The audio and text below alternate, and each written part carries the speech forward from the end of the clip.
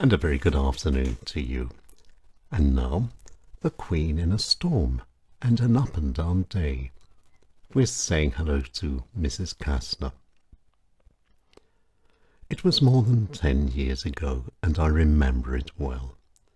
I was having a coffee with Mrs. Kastner in Vienna when she told me the following story, and it was all about the Queen and a storm. It was the 60s of last century. Queen Elizabeth II was on a state visit to Austria and was having a wonderful time. But then sadly came the end of her visit, and Queen Elizabeth II was waiting for her plane to go home. But then came the storm, and it was fierce. In fact, so fierce that the Queen's special plane was unable to land. And so there was the Queen, stuck fast at the airport. But she wasn't alone.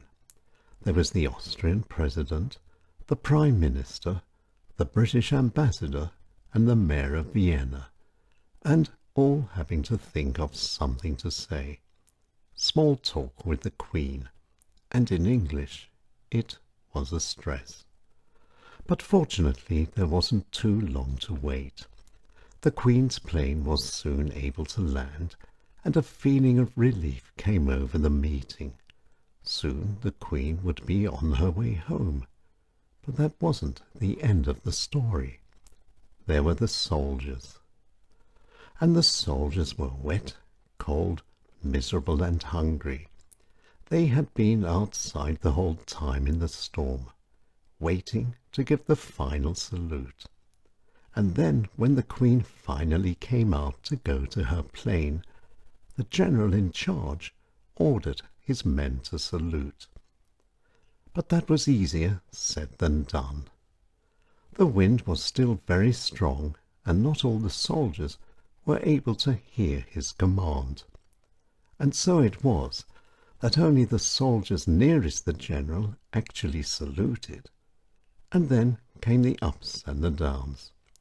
Seeing that the soldiers at the beginning of the line had saluted, the ones further down the line saluted as well, and then the ones at the beginning saluted again to catch up, and then the ones down the line did it again.